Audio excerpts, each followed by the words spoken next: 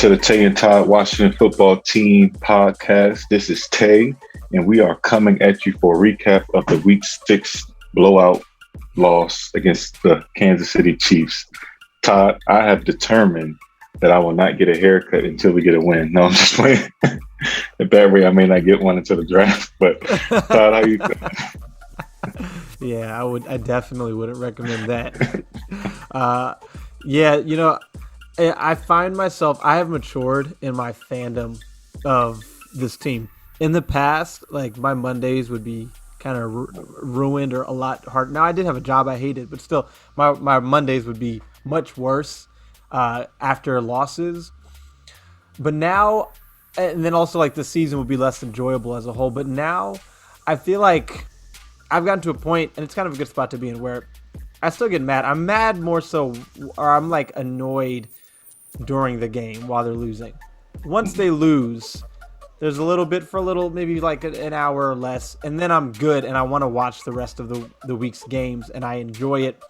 And I'm probably not as active. Like, I don't want to watch I don't want to see them talk about how we lost a lot, but I still want to see what happened in other games and stuff. So the lows are not as low, but I know that, like, when they win now, and ultimately when they win big things and have legit success, the highs will be as high as they've always been.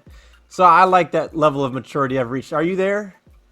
Yeah, I may be lower. I think, honestly, I've got to the fact where someone said that we were trash, and I just agreed with them. And it felt so good to agree with them because they expected an argument out of me. Right. And I was just like, yeah, we're bad. I mean, like, right.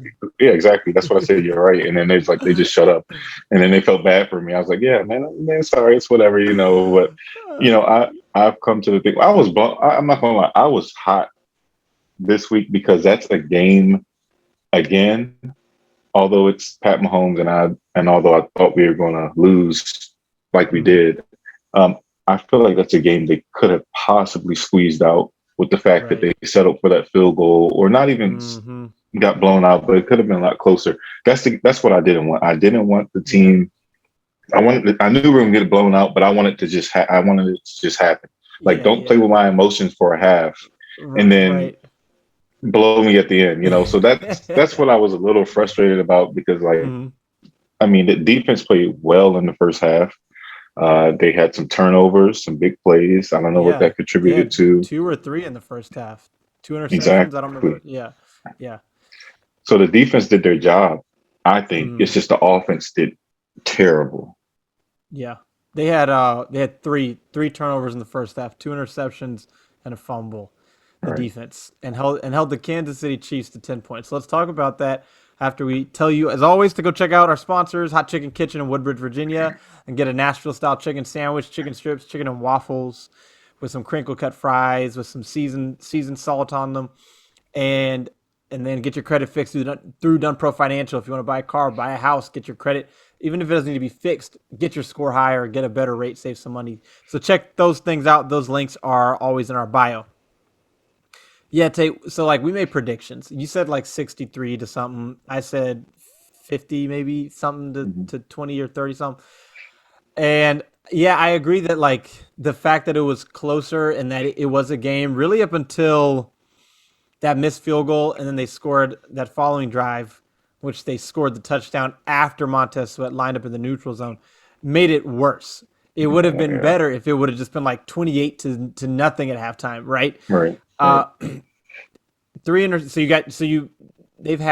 had 2 turnovers against the Chargers week 1. They had an interception last week against the Saints. Just 1 turnover, right? And then they got 3. No, they had a fumble. They had the fumble recovery against the Saints, right? Mm-hmm. That's right. So they had 4 through 5 weeks, and then they got 3. And then they held the Chiefs to 10 points. I'm curious to know how much of that was the defense playing well, how much of that was the Chiefs kind of being off. It was probably a bit of both. Defense played better in the first half. But then your offense doesn't show up against the worst defense in the NFL. And that's what I talk about when I say, why can both sides never show up? Why can the defense never have a great game and the offense? It's always one or the other, or season. It's always, like, over the course of a season, it's always one or the other. I mean, I guess the simple answer is because they don't have the players who can perform consistently well on both sides of the ball. So sometimes some players play well on one side, and there's no reason to expect players on the other side are going to play well. But I mean, it was 10 to 13. Washington was up with 8 minutes left in the third. Now let's talk about that decision to kick that field goal, because Riverboat Ron, right? But that wasn't Riverboat. That wasn't Riverboat against a regular team. Now, if you were playing maybe the Falcons or something, I may give it to you. It was what, 4th and 6 at the 24. I may give it to you. Sure, Hopkins needs to make that kick. But you know for a fact that kicking field goals will not beat the Chiefs. You never stop the Chiefs. You only contain them. They are going to explode at some point. You have to get up enough as much as you can and just hope that when they do get going, that you are up enough to where you can ultimately win. Kicking that field goal I hated that. That's probably the least favorite decision that Ron Rivera has made since he's been here, was kicking that field goal there in that situation and not just going for it. Yeah, Even if he made the kick, I would have been mad. Go ahead. I wouldn't necessarily be mad. I think that gives you a good. I mean, first of all, they got conservative on that drive. I think the play calling was suspect. I think that was bad play calling. They should have had 7, no matter what. I think they got whatever's going on with Gibson. They may just need to sit him and get ready for next year and put somebody back there that's not going to give these guys a shot, man, because he's tiptoeing and plays are there, but it just doesn't seem like he's 100%. For that. I don't know. I don't know. Just because the play calling was so whack, that's the only reason I'm like, all right, kick it. But because we lost yards, I believe he tried to run a screen to Humphries. It was 3rd and 2. They tried to run a little bubble screen, and they lost 4 yards. You see what I'm saying? And then if you were moving forward, I would say okay, but that drive was just terrible. So I can see why Ron kicked it. But the fact is, he cannot make field goals, so it's just like. There's no reason to rely on Hopkins he has more momentum shifting field goals misses than makes, right? And I mean, I know if you look at the numbers for this season, he's not the worst in the NFL, but it feels like he is. It just feels like when you really, really need it, then he got lucky against the Giants, or they are 1-5. He got so lucky against the Giants. Yeah. I hated it because they had already kicked 2 field goals in that game. Earlier on, they kicked one from the 32 and they kicked another from the 24. And I wasn't as upset about those in the first half, trying to get some points on the board. But now, being where you were, and then the fact that Taylor Heineke has that mobility and that ability to run and to move, and with the way they're calling penalties now and roughing the passer, it's just the odds are in your favor to convert there on 4th and 6, in my opinion. I hated that decision so much. And then you see that's when the game was lost ultimately. Now, again, Montez Sweat lining up in the neutral zone, or it's a tie game and you get the ball back. Obviously, that doesn't happen.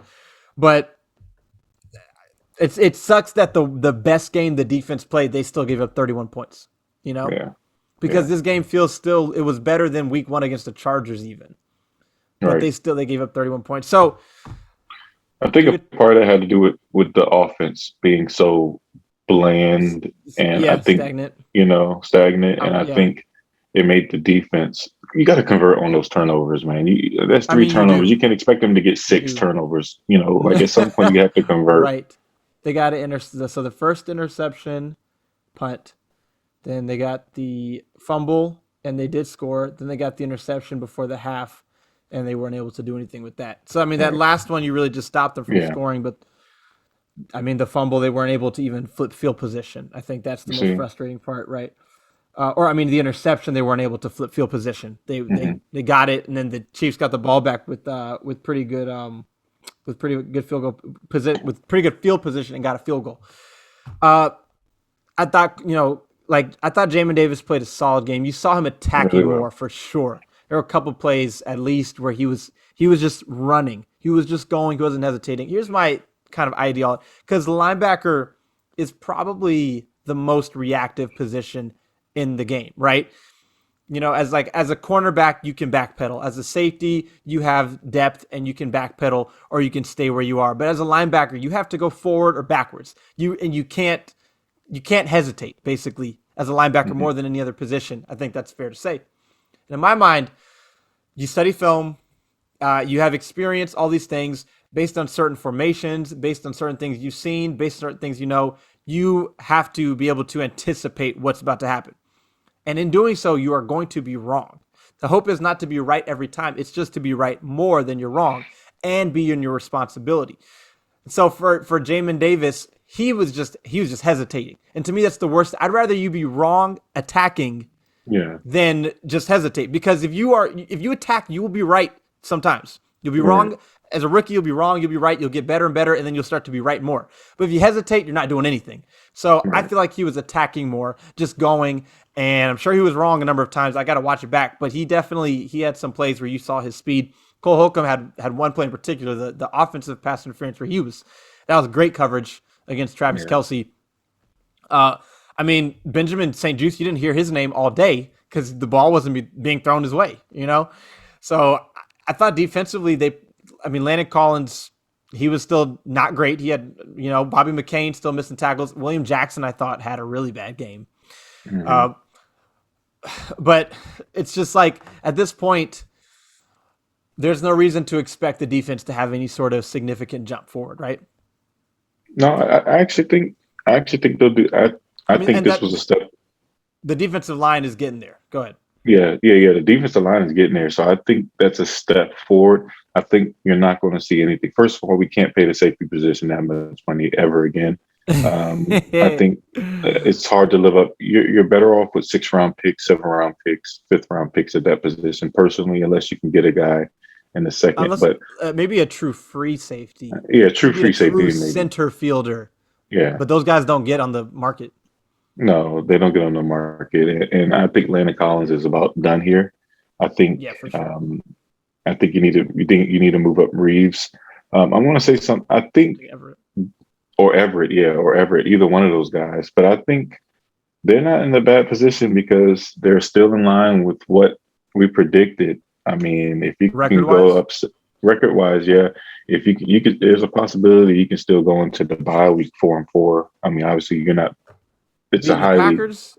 no. I'm just saying it's a highly. It's. I mean, there's always a possibility, but Yeah, especially on the road. On the road, it's going to be tough. But if you can get that yeah. one and then go against the road and then play a Denver team that's not looking good at all, um, I don't know. But I just think that the defense did show signs. I think Chase had another sack, He which was did. good. He had Yeah, a lot yeah, of and pressure. he had some pressures. He's getting there.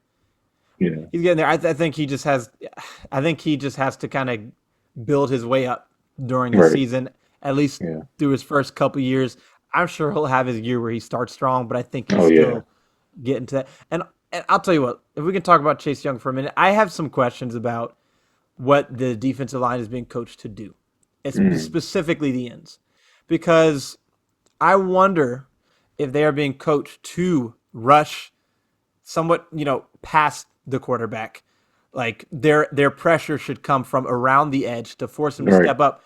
Expect the interior defensive line, which is strong with Drawn Payne and John Allen, to force the quarterback Collapse the is to step pocket. up, and then they collapse the pocket that way. I feel like to some level that is what they're being asked to do, because the amount with which Chase Young and Montez Sweat are just going around the edge behind the quarterback, I know they're better than that, Tay. I Yeah. know they're better than that. Yeah. I know they have inside moves. I know that they can win other ways. Yeah. That's weird, right? To me, to some level, probably not every single time, but to some level, that has to be the plan is, hey, or at least with some of these quarterbacks, hey, let's try to keep him in the pocket. Our edges are mostly playing contain, is Hmm. what that would be. And then the defensive line, the interior defensive line, is supposed to collapse the pocket from the inside. And then what happens is the edges get too far wide. The defensive line collapses the pocket from the middle, and then you got two clear running lanes, and Yeah. that's what's happening. Yeah. So I wonder about that, and I wonder if we're seeing more success because they're doing things differently on the defensive line.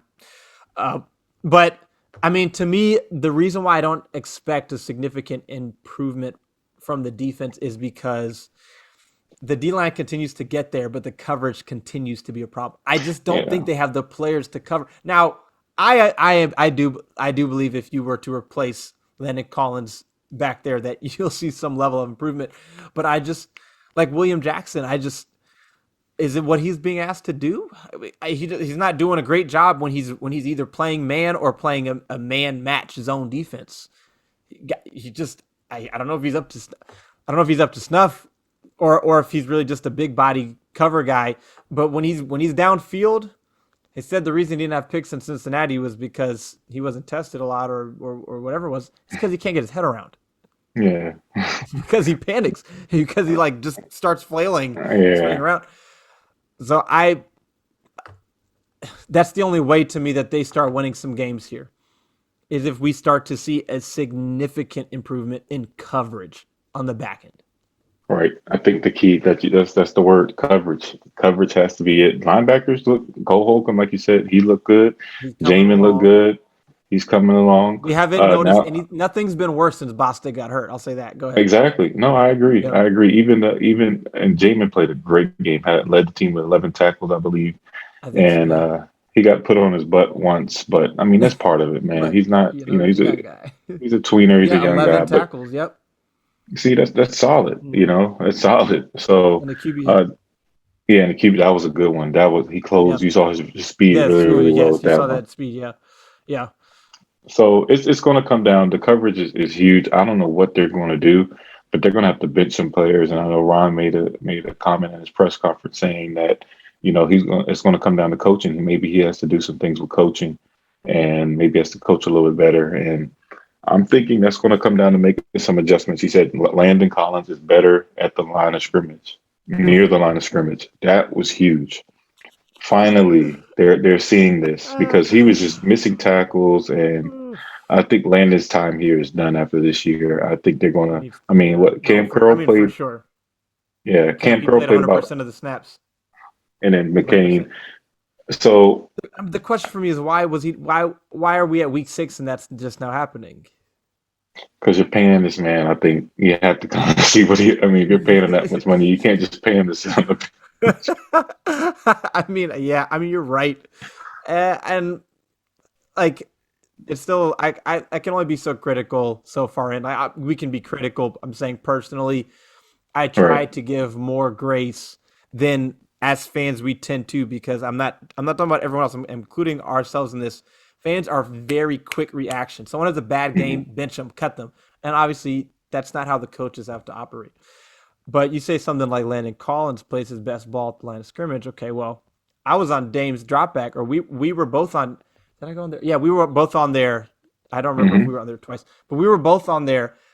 And he asked us the question about Landon Collins, and I said he can't be relied on in any deep safety responsibilities, coverage and cover 3, cover 4, cover 2, cover 6, anything deep zone safety responsibilities. He cannot be trusted. And like I know it's not as cut and dry every play. There are going to be some situations, but Hmm. defensive coordinators can do that now. They can put guys only where they need to be. We've been known that Landon Collins can't cover downfield. We knew that You before the can't. season started, Tate. So why was he out there starting and playing 2 and 4 and all these? Last year he was terrible at that. Week 1 last year he was terrible at that. And then his best ball towards line of scrimmage is still not great because he's still Nope. not a reliable tackler. He's still not an instinctive player. He still plays flat-footed and reactive. He does not attack downfield. So, I mean, it's whatever, I guess. But I guess it's just like, why do some of these things have to be realized now when they Yeah. should have kind of been known? But whatever. Like you said, they paid the guy, I guess. Yeah, they paid him, so you gotta see what you got, and I think that phase is over. I think you'll see him. It's over for him. It has to be. You just cannot miss tackles. I'm talking about big tackles that he missed. Yeah, but I mean, behind the line of scrimmage last week, the Saints Kelsey. game against Taysom Hill, yes, Kelsey, Sway Run posted a video on YouTube just showing all of them, and when you watch them all together, it looks like one of those circus videos with the music that's like dun, dun, dun, Hmm. dun, dun, dun, dun. Like the Hmm. way Hmm. he misses the tackles is just sloppy. Which, speaking of missed tackles, William Jackson is another terrible tackler. I think we knew this, but good lord, Mike, like Yeah. there was some. There was one play on 3rd and 5 with Tyreek Hill. I think Bobby McCain ran down, who was Hmm. another terrible tackler. Ran down, and it's Tyreek Hill. So sure, you missed the tackle by Yeah. McCain. Tyreek is 2 yards behind the line of scrimmage on 3rd and 5. William Jackson stops at the line to gain. Like, you know how you square up on a guy. 3rd and 15, and you're 5 yards past line. Okay, let's square up on him, see where he's going to go. William Jackson stopped at the line to get at the first down, and all Tyreek Hill had to do was run and get it. That's the sort of thing that's just frustrating.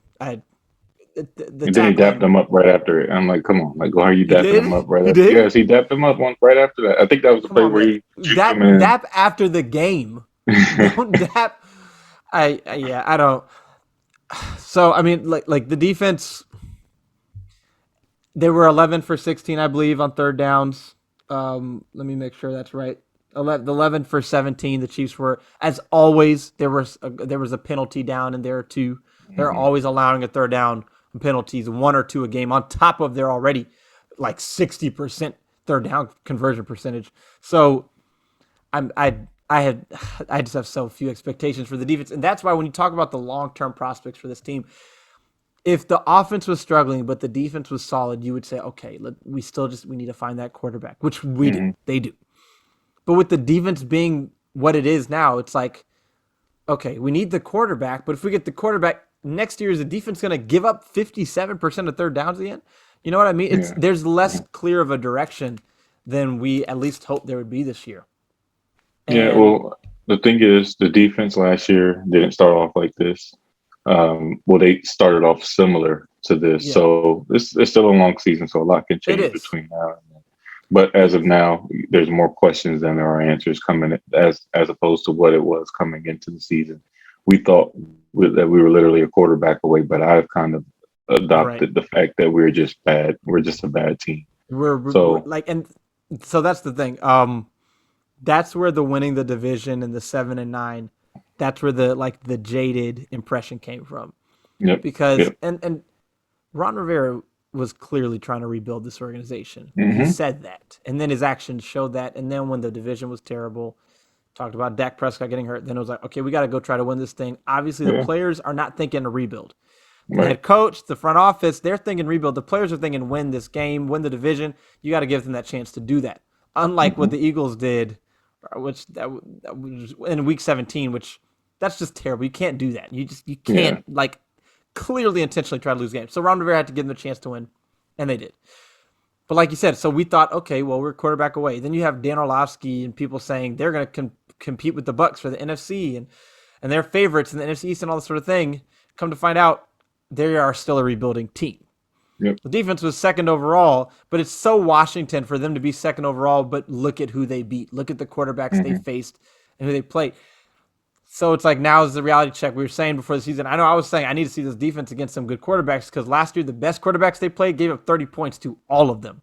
mm, This year, that's the same thing they've done. They've given yeah, up 30 points, and so I guess that's where the frame of mind has to change. Now, I'm not out on Ron Rivera. I'm fine with giving Ron Rivera 5 years, oh short yeah, of like a 0-17 season or just a hmm really terrible season because firing the coach after coach after coach is like that hasn't worked. And I think Ron Rivera really can do what it takes. Anyone now you gotta be with me on this one, Tay. Okay, people point to Ron Rivera's record with and without Cam Newton. Cam Newton was an MVP. He was a very good quarterback for a period for like 10 years almost, right? And then when he got hurt, when he was hurt his last couple years with Ron, that's when things went downhill, and that's when he eventually got fired, right?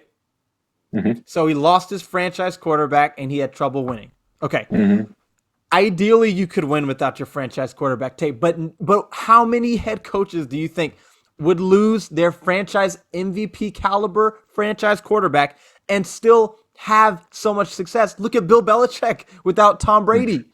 I yeah, mean, just look at what happened when Aaron Rodgers has gotten hurt with the Packers. Look at the Cowboys without Dak Prescott. Like, to me, it's not fair to say Ron without a franchise quarterback is nothing. Of course he's not. What head yeah, coach can do it without a franchise quarterback? And like you said, we got to give him his chance to get that franchise. I know we got to see more discipline. We got to see them build up the defense more. We got to see things change defensively, schematically, whatnot. But what head coach would lose their franchise quarterback who's played at an MVP level and just continue to have the same level of success? That's unrealistic. I mean, even Andy Reid without Donovan McNabb, and then without Michael Vick, with Kevin Kolb, could not have success. Hmm. So if Patrick Mahomes got hurt today and was out for the season, the Chiefs would be struggling. So Exactly. to me, it's just not fair to same thing with the Ravens, the Steelers, Mike Tomlin without Ben Roethlisberger. Like, come on now. So that's where I'm at. That's why I can't be out on Ron. People care a bit too much about what he says. Like, oh, he said this and then he said that. He's the head coach of a football team. Of course, he's not going to Hmm. say everything that he means Hmm. exactly how he means it.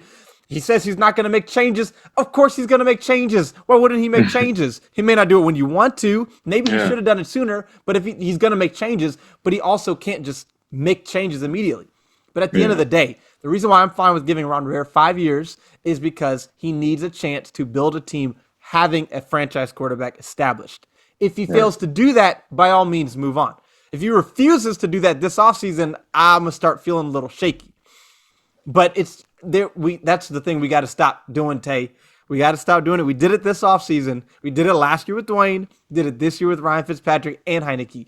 We have Hmm. these expectations like, well, maybe they can do it. Maybe this. No, if we don't have a franchise quarterback, we won't do anything. End of story. Done. Hey, I can't top that, man. But I agree. I agree with giving Ron 5 years, and I mean, just he's a good coach, two-time coach of the year.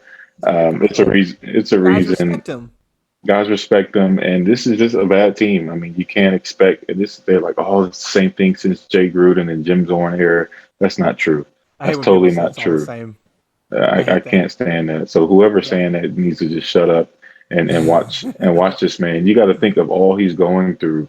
He had cancer last year, then trying to weed out all this culture stuff and just trying to build a team. Started like six quarterbacks. Started six quarterbacks. You know, And then like look, and then like, and then and like, I don't know. I don't want it to seem like this is a Ron Rivera love fest, but let's just try to be like practical here. He tried to sign Amari Cooper last season.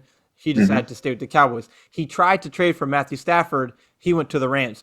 He signed Curtis Samuel this offseason. They found Logan Thomas, which was a good acquisition. They found J.D. McKissick, which was a great acquisition. They built an offensive line that's playing very well, and they added skill. They added rookies. And they added De'Ami Brown this year, but injuries. Look who the offensive skill position group this week against the Chiefs was basically the same as what we were used to last year. Because Curtis mhm, Samuel is hurt. Because De'Ami Brown, I can't even judge him because he doesn't have a real quarterback throwing him the ball. mhm, mhm, So it's like they're trying things and some things are working and some things aren't working, but the one thing that can hide lots of the failures ultimately still is not in place, which is quarterback.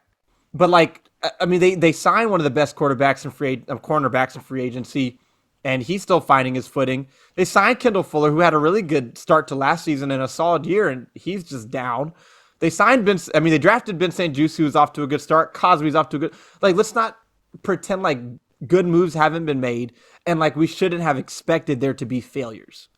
mhm. And also, I know teams, organizations can turn it around quickly these days. They don't do it without a quarterback. So Nope, same thing. nope, Like the nope. Cardinals had the first pick, they got Kyler Murray, and then they made good moves after that, and that's why they're 6-0. But Mhm, without Kyler Murray, they are not 6-0. nope. No questions asked. So yeah, I'm with you. Like Ron Rivera he took a bad team. That 3-13 team with A Dwayne, terrible team. I mean, was probably worse than the teams than the Bengals that finished with one win that year. We just Hmm. managed to beat Kyle Allen and the Lions backup, whoever that was, Yeah. right? But like, I mean, it's a rebuild. That's I don't I like I they could be 2-7 again this year, which would suck because again, you'd like to see more progress. I expect to see more progress, but I'm still with it. I'm still with Ron. Yeah, And and you have a lot to build on. Like I said, you get a franchise quarterback. He has a lot. He has a lot, yeah, and my theory is, I mentioned this before, is that I think they must love someone in this draft class. That's the reason talk why they about didn't that. Talk sell about out. that. Yeah, honestly, I don't know why they didn't go up last year, but my theory is you got Herney who's coming in the office. You got what's my man from the Lions Mayhew, that drafted Mayhew, Mayhew. Mayhew. Mayhew came in. He drafted Stafford. Herney. was big on Herbert from what I'm hearing, and I mean obviously there's articles out that says that as well. But their quarterback, they are hands on and they know how to Scott pick. Turner seems like he can evaluate a quarterback too. Yeah, and Scott Turner too. So I think my theory is the reason why they didn't move up and give up all that capital is because either A, they wanted Stafford, and two, they must really love a guy in this draft class. And I know a couple of names that were thrown out there is Howell. They had a lot of time to watch him. They drafted his receiver, so they've seen all his throws. Yep. And I think Hurney was at that UNC combine, which would say, I don't know if I don't know if Howell was throwing. Sure he was. But I'm sure he was. But that could be something right there. And then you got Pickett. So I think they like a lot. I think they like a couple of these guys in they this like draft this class better, maybe. I think so. I think so. And like that comment I made on Scott Turner and valuing quarterbacks, I think if you view Heineke through the lens of a starter, then you're going to say he's not good. But if you view Heineke in terms of a spot player who can come in or a backup, I think he can be a very good backup. Mm-hmm. For him to be undrafted out of ODU and for Scott Turner to be the only one at his pro day and to really have an eye for him and for where Heineke came from, that's impressive for me from Scott Turner. So right. That's a fair point. Now, like let's talk about this because there's no point in talking too much about the game Sunday. We touched on it, right? Right. But I like to talk about things as a whole. If they had traded up for Justin Fields, regardless of what he may or may not be long term, right now the team probably wouldn't be much better. No, sir. I don't think Fields would have played much better than Heineke to this point. Okay, if he was playing at all. Mm-hmm. However, they'd be down a number of draft picks. Now, I'll be the first one to tell you I wanted them to trade up. And if Justin Fields goes on to be an all-pro quarterback, then I'll tell you it was a mistake not to. Or if Mac Jones, who let's talk about him for a sec, because that dude, he's doing some things.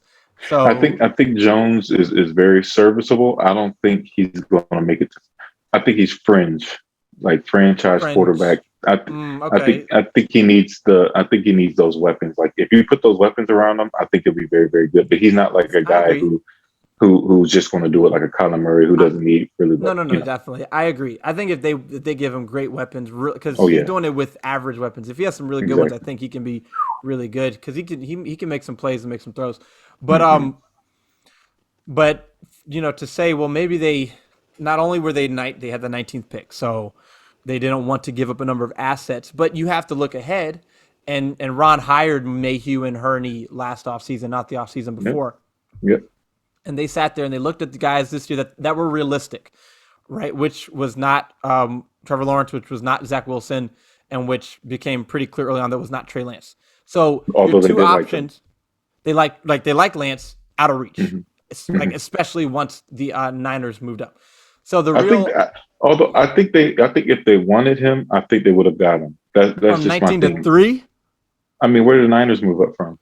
From 12, and they gave up 3 ones. I think if they wanted him, they could have got him, bro. I think if they really, really wanted him, they could have got him. Man, that's the other question is who was that? The Dolphins at the 3rd pick because they moved back to 12 and then up to 6. Mm-hmm. Would they have been willing to move all the way back to 19? They wouldn't have been able to get back up to 6. True. That's true. So maybe, but and if they could have the price tag, the 49ers were offering 3 ones for 12. So Washington, I don't know what Washington would have been able to offer because probably one of them D tackles. Past 3 years, yeah, probably a couple of them D tackles. Yeah, which is worth it. Which is now completely worth it. If you're asking me, it's completely worth it now. It's completely worth it. Yeah, I agree. But go ahead. But let's just say, for sake of argument, that Zach Wilson, Trevor Lawrence, and Trey Lance were all out of reach. So you're really deciding between Justin Fields and Mac Jones. Okay, you're not deciding between 5 quarterbacks. You're deciding between 2. Mm-hmm. And they look at Justin Fields, they look at Mac Jones, and then they look at Sam Howell, and they look at probably Spencer Rattler, who I will not come out this year. I highly doubt. Mm-hmm. But you look at Sam Howell, and then you look at maybe Malik Willis, and you look at Kenny Pickett, and you look at a Keaton Slovis, or you look at Carson Strong, guys who were either really on the radar or less on the radar, and they say, hey, the options we have this year and what it would take to get them, we don't love as much as what we think the options next year could be. And, I mean, again, as long as they have a plan and that plan ends up working, I'm all for it. And I think that would make sense, Tay, for them to Yeah. say Sam Howell's coming out next year, and we really like him, and we don't love these guys that we can get more than what we think will be available next year. And then on top of it, like you said, they were hired last season, so they don't have a lot. I mean, I'm sure they did their homework, but they don't have But a they weren't lot. And scouting they for this team for a exactly, year, for a season. exactly. Yeah. I think you're going to see a lot of stuff with quarterback. I think they're going to go quarterback this year, and I think they're going to You find the right have guy. to. They're going to You find the right have to. guy too. I think they're Yeah. going to find the Yeah. right guy because I think a Howell's going to be good. I think a Pickett's going to be good, and Yeah. I really trust. I don't want Malik Willis, although he looks good. He looks the We'll part. have those conversations for sure. Yeah. Yeah, I, but I I have think my thoughts on Malik Willis as well. this year's draft class at quarterback, it's a lot of unknown, but I Mm-hmm. think you can find. I think you can get a Herbert with a Pickett or something like that, and I think you can find a guy that can lead this I franchise. really like Kenny Pickett, man. Yeah, I like Pickett a Sometimes lot. with college quarterbacks, you have to do all the evaluating, but sometimes part of that is just watch how they play, how they move, how they operate, and does it look NFL? Like Hmm. do they move and operate like an NFL quarterback? Kenny Pickett, he moves and operates like an NFL quarterback. He really Um, does. yeah, so like playing against the Chiefs, I'm tired of playing against the Chiefs, playing against the Bills, playing against the Chargers, these teams with these really good young quarterbacks, and it just being completely outmatched. But that will be the case until they have their own version of that to Right. combat that, right? I mean, sure, there's some teams like the Titans with Derrick Henry who are built to run the ball the way that they do, but it almost feels like you're less likely to find a Derrick Henry type of running back than a really good young quarterback these days, in some respects. Derrick Henry is beyond special. Yeah. So are these quarterbacks, but you see a lot more quarterbacks coming out, especially first round type guys than running backs like Derrick Henry. So yeah, man, like we talk about this season. I'm in a weird spot because I can't. Last year they were 2-7. Well, last year when they were 1-5, I was like, all right, let's lose. I want Trevor Lawrence 2-7. Let's lose. I want Trevor Lawrence. I want Zach Wilson. One of these quarterbacks. Hmm. They play the Packers this week in Green Bay. Aaron Rodgers is kind of on his like screw everybody tip. Oh my goodness. Like you saw what he did after he scored on the Bears. So I again don't Yeah. have the highest expectations this week. Just gonna enjoy watching some football. And then they play the Broncos, who they match up against better. Then they come out of the bye. They play with the Bucks, right? After the bye. Right. Hmm. And then they play, I believe the Raiders. Let me see. Yep. No. Sorry. They play the Bucks. Then they go Tampa. Panthers, Seahawks. So they go. Okay, so after the Packers, that's when the toughest part of your schedule, that real tough part, like ends for like really ends. Because you play the Broncos, obviously you play the Bucks. That's really tough. Then you go Panthers, who started off hot, have cooled down. Same for the Broncos. They both started 3-0 and are now 3-3. You play the Seahawks, who still could be without Russell Wilson. And if the Seahawks are without Russell Wilson, and it's Geno Smith, what's his name? Yep. Geno Geno Smith. Smith. Hmm. Then that game you can absolutely win that game with Taylor Heineke or Fitzpatrick or Kyle Allen, whoever. Raiders, another up and down team. That's they can be Hmm. really explosive. Henry Ruggs is averaging over 22 yards a catch. And then you go into that final NFC East slate. Ron Rivera kind of has a history of having some teams that start off really slow in the year and then finish strong. I mean, we saw that last year. He had some of Hmm. that with the Panthers. And so the worst thing that could happen for me this year, Tay, is for them to finish middling again. Yeah. You can't finish middle again. You got to finish somewhere that will earn you a high draft pick to where you can draft a franchise quarterback, or you have to show some real improvement, like you are a legit team who can contend in the playoffs.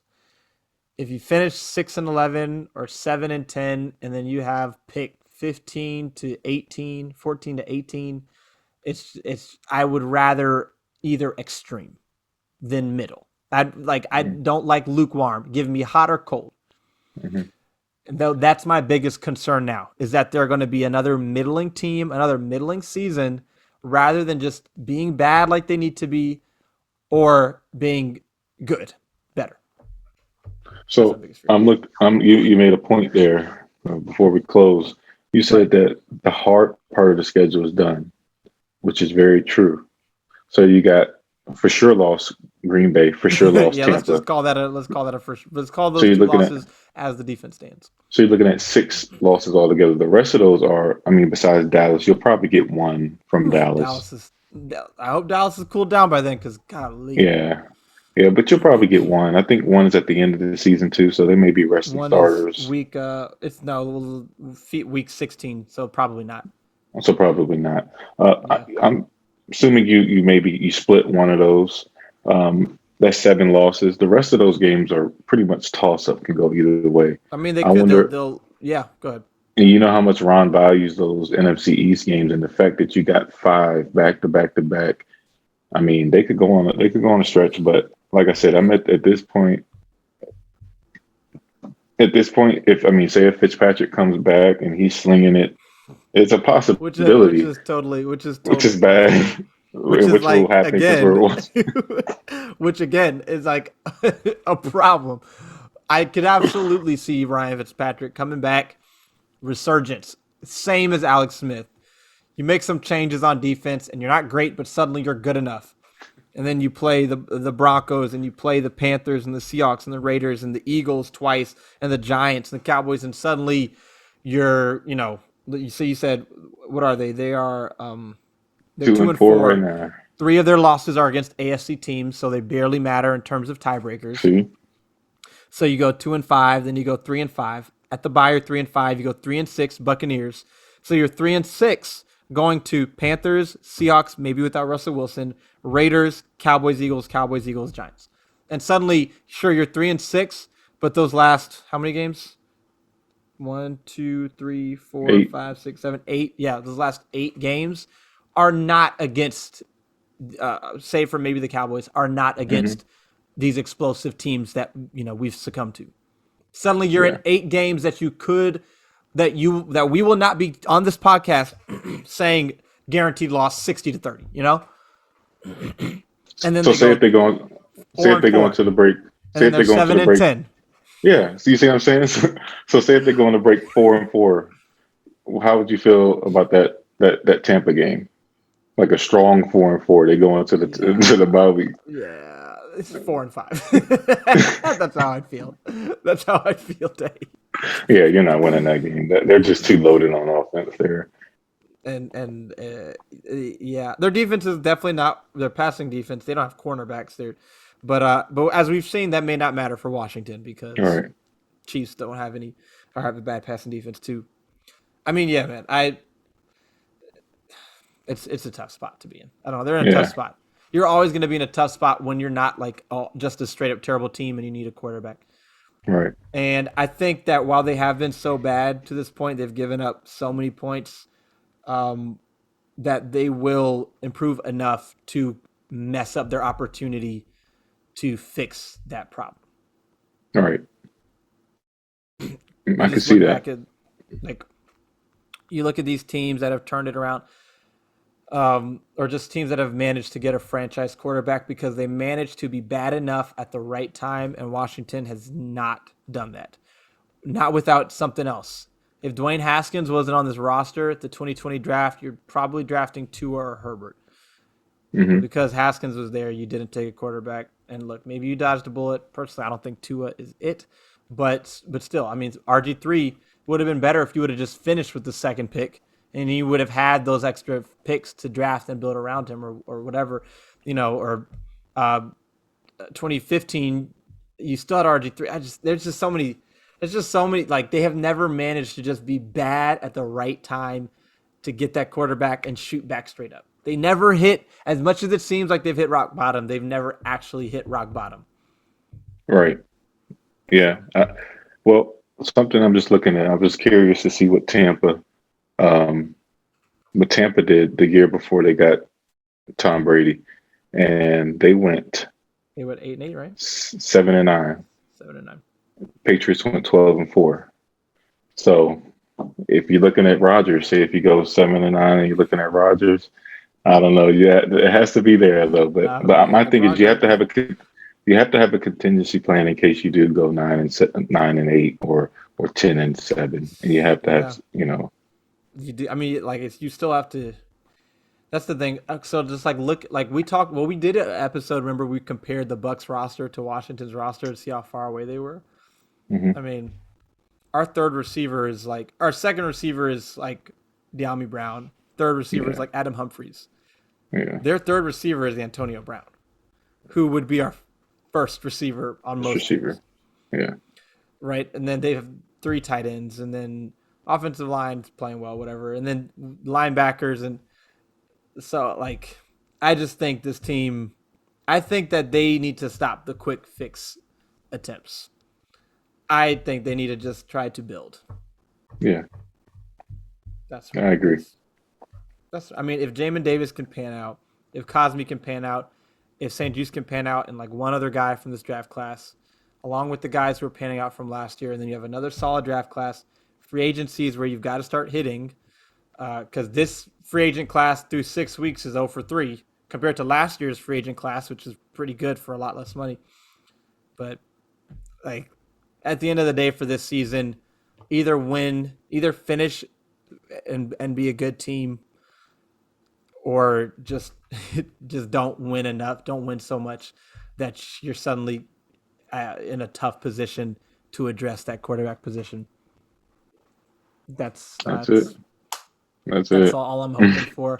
I'm still giving Ron his time. I'm still giving Jason Wright his time. Good Lord, he's had people have been crushing him. I know Sean Taylor thing should have been much better. Not going to talk about that. Uh, I doubt you want to.